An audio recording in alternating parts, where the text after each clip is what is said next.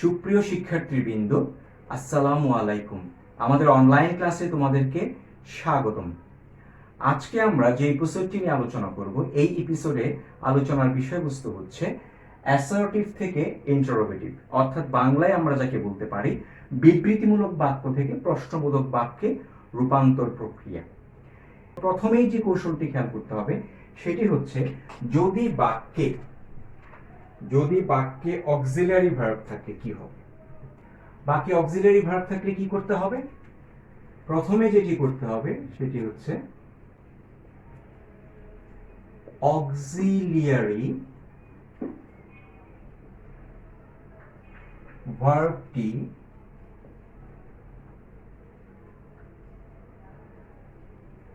বাক্যের শুরুতে বসবে। আর 2 নম্বরে যেটি হবে, বাক্যটি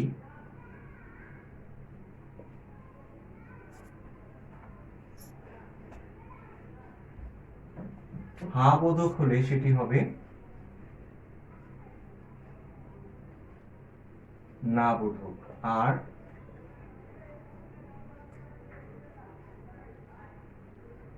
না বোধক হলে হয়ে যাবে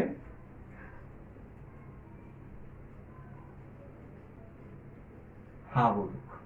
আমরা এটার একটি উদাহরণ দেখি, তাহলে বিষয়টি আমাদের কাছে আরো পরিষ্কার হবে।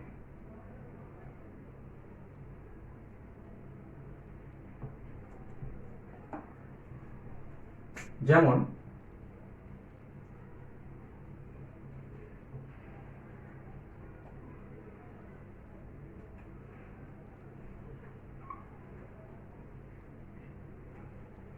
assertive,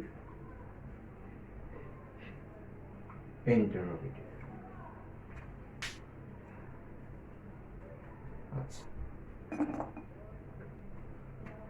একটা হা বোধক বাক্য আমরা প্রথমে দেখি, যেখানে একটা অক্সিলারি ভার্ব আছে।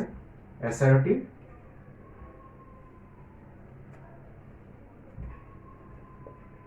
Saqib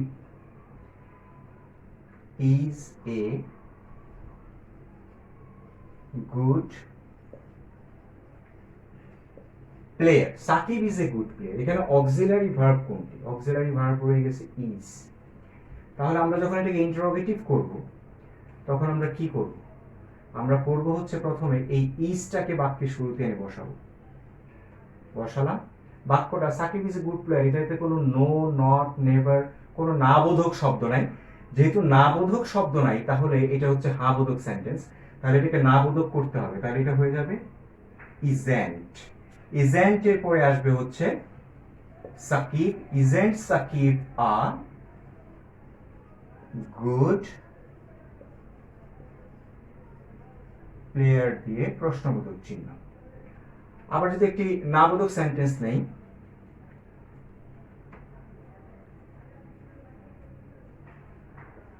she was not reading। তাহলে কি ইন্টারোগেটিভ করলে ঠিক কি হবে? এখানে অক্সিলারি ভার্ব হচ্ছে ওয়াজ, তাহলে অক্সিলারি ভার্বটিকে বাক্যের শুরুতে বসাতে হবে। এটা না বোধক সেন্টেন্স, নট আছে, তাহলে না বোধক থেকে হা বোধক করলে নট বাদ যায়, তাহলে ওয়াজ শি রিডিং দিয়ে একটা প্রশ্নবোধক দিতে হবে। আচ্ছা, তাহলে আমরা এখানে যে বিষয়টি দেখলাম সেটি একটু খেয়াল করে দেখি। যে আমাদের কাছে ছিল এখানে অক্সিলারি ভার্ব ছিল হচ্ছে ইজ, তাহলে এটাকে বাক্যের শুরুতে বসালাম। আর বাক্যটা হা বোধক ছিল, এই জন্য এখানে বসানো হলো ইজেন্ট। আর একটা ইম্পর্টেন্ট বিষয় হচ্ছে এটি, যে আমাদের বাক্যের শেষে একটি প্রশ্নবোধক চিহ্ন অবশ্যই ইন্টারোগেটিভে দিতে হবে। আর পরের উদাহরণটা ছিল ওয়াজ নট দেয়া ছিল, অক্সিলারি ভার্বের সঙ্গে নট ছিল, তাহলে অক্সিলারি ভার্ব ছিল এখানে ওয়াজ, এটি বাক্যের শুরুতে বসলো। আর বাক্যটি ছিল না বোধক, তাই এটাকে বাদ দিয়ে দেওয়া হলো, দিয়ে আমরা একটা প্রশ্নবোধক চিহ্ন দিলাম। এইভাবে আমরা কি করলাম, যে অ্যাসার্টিভ থেকে ইন্টারোগেটিভে রূপান্তরিত করলাম। এবারে আমরা দেখব যদি বাক্যে অক্সিলারি ভার্ব থাকে সেই ক্ষেত্রে কি হবে।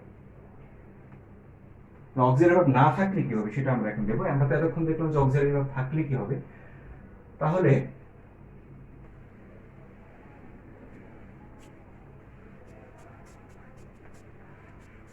একটু মনোযোগ দিয়ে খেয়াল করো, খুবই সহজ একটি বিষয়। এটা অক্সিলারি ভার্ব থাকলে ছিল, এখন আমরা লিখবো হচ্ছে অক্সিলারি ভার্ব না থাকলে। এটা রুল 2 দিলাম আমরা।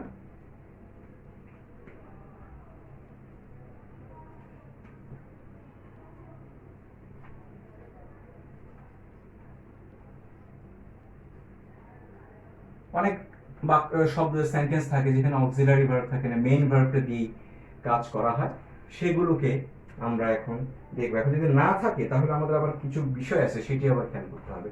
সেটা কি খেয়াল করতে হবে? দেখো, যে যদি আমাদের কাছে অক্সিলারি ভার্ব না থাকে, অক্সিলারি ভার্ব না থাকলে থাকবেটা কি? তাহলে মেইন ভার্ব থাকবে। ওই মেইন ভার্বের যে গঠন সেটা দেখেই আমাকে ঠিক করতে হবে যে আমি এটাকে কি দিয়ে ইন্টারোগেটিভ করব। সেটা হচ্ছে যদি মেইন ভার্বটা থাকে হচ্ছে ভার্ব 1 এ, তাহলে প্রশ্ন করতে হবে হচ্ছে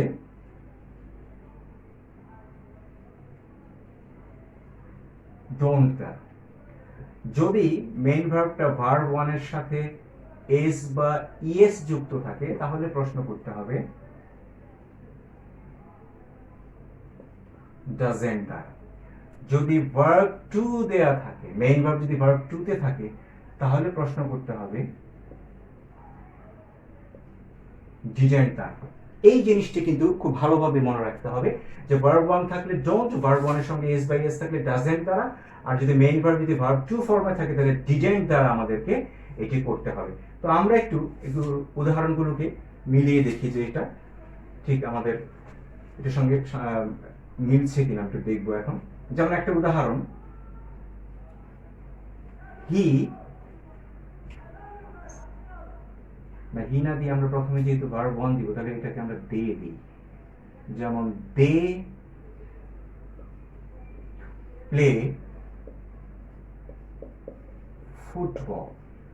এটা একটা অ্যাসার্টিভ সেন্টেন্স, এটা একটা অ্যাসার্টিভ সেন্টেন্স। তাহলে এখানে যখন এটাকে ইন্টারোগেটিভ করব আমাদেরকে দেখতে হবে যে এখানে আমার মেইন ভার্ব কোনটা। আমার মেইন ভার্ব হচ্ছে এটি প্লে। প্লেটা কোন ফর্মে আছে? প্লেটা আছে হচ্ছে ভার্ব 1 ফর্মে। যেহেতু এটা ভার্ব 1 ফর্মে আছে তাহলে আমরা এটা প্রশ্ন করব হচ্ছে ডোন্ট দিয়ে। ডোন্ট, তারপর আসবে হচ্ছে দে। ডোন্ট দে প্লে ফুটবল দিয়ে একটা প্রশ্নবোধক চিহ্ন দিতে হবে। এরপর যদি আমরা দেখি ভার্ব 1 এর সাথে S by S, she cooks rice. এখানে কোনো অক্সিলারি ভার্ব নাই, মেইন ভার্বের সাথে এস বাই এস হিসেবে আসে হচ্ছে কোনটা? মেইন ভার্বের সঙ্গে এস বাই এস হিসেবে আসে হচ্ছে এইটা মেইন ভার্ব। এটা হচ্ছে ভার্ব 1 প্লাস এস বা ইএস। এটাকে আমরা কি হিসাবে করব? এখন যেহেতু এস বাই এস আসছে তাহলে আমরা এটা প্রশ্নটা করব হচ্ছে ডাজেন্ট বি। তাহলে এখানে হচ্ছে ডাজেন্ট শি। যেহেতু ডাজ চলে আসছে আর কুকস এর এসটা হবে না, হবে শুধু cook. Doesn't she cook rice, একটা ইন্টারোগেটিভ সাইন দিতে হবে। আচ্ছা, এরপরে আমরা আরেকটা খেয়াল করি এরকম উদাহরণ। যেমন যদি এখানে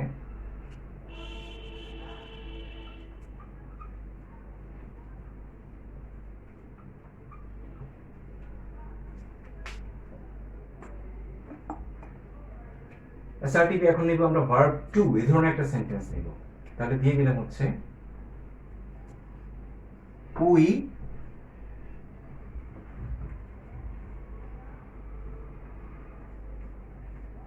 called you, we called you। এইখানে আমাদের মেইন ভার্ব কোনটা? আমাদের এখানে মেইন ভার্ব হচ্ছে গিয়ে called, এটি আছে ভার্ব 2 ফর্মে। যেহেতু মেইন ভার্ব 2 ফর্মে আছে, এখানে কোনো অক্সিলারি ভার্ব থাকার নাই বলেই তো এটা মেইন ভার্ব 2 তে আছে। তাহলে এখানে আমরা করব হচ্ছে ডিডেন্ট দিয়ে। তাহলে এখানে এটা কি হবে?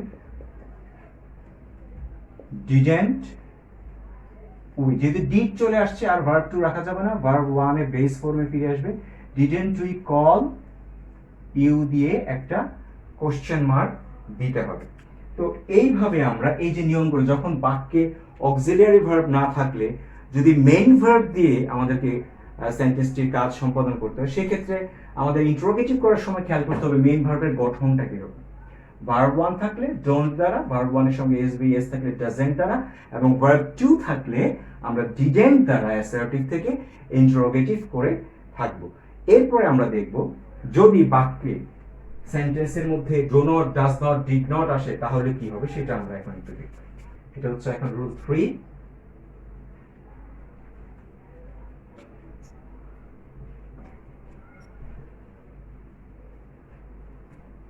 বাক্যে ডো নট অথবা ডাজ নট অথবা ডিড নট থাকলে সেক্ষেত্রে কি করতে হবে এটা আমরা একটু দেখব। বাক্যে যদি do not, does not, did not থাকে তাহলে আমাদেরকে প্রথমে যে কাজটি করতে হবে, বাক্যের শুরুতে ডু অথবা ডাজ অথবা ডিড বসবে। এটা আমাদের কনফার্ম করতে হবে যে বাক্যের শুরুতে ডু, ডাজ, ডিড যেটি সেন্টেন্সে থাকবে সেটাকে বসাতে হবে। আরেকটা কাজ করতে হবে, সেটা হচ্ছে নট বাদ দিতে হবে। নটটাকে বাদ দিতে হবে কারণ আমাদের যদি না বোধককে হা বোধক করতে হয়, এখানে নটকে বাদ দিতে হবে। আমরা একটা সেন্টেন্স দেখি, assertive. I do not like tea. এটিকে যদি ইন্টারোগেটিভ করি, আমাদের এখানে বাক্যে দেখা যাচ্ছে কি রয়ে গেল, আমাদের এখানে কিন্তু রয়ে গেছে হচ্ছে এই যে ডু নট রয়ে গেছে।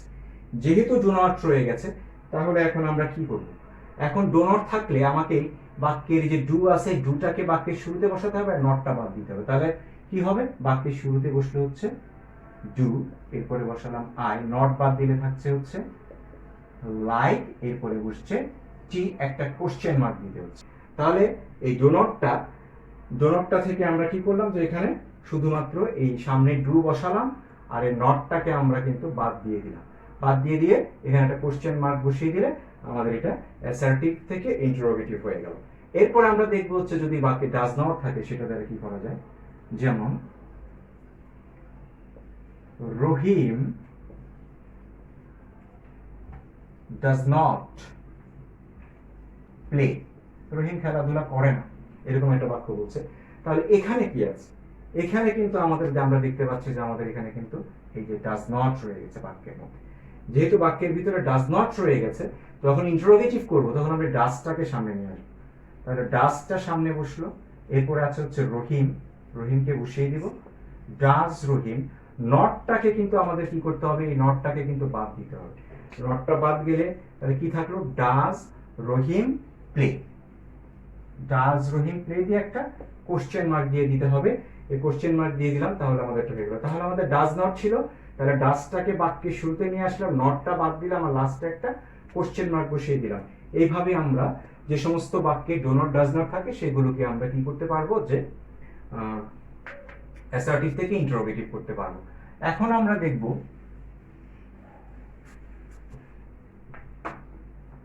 ডিড নট যদি থাকে তাহলে কি হবে। You did not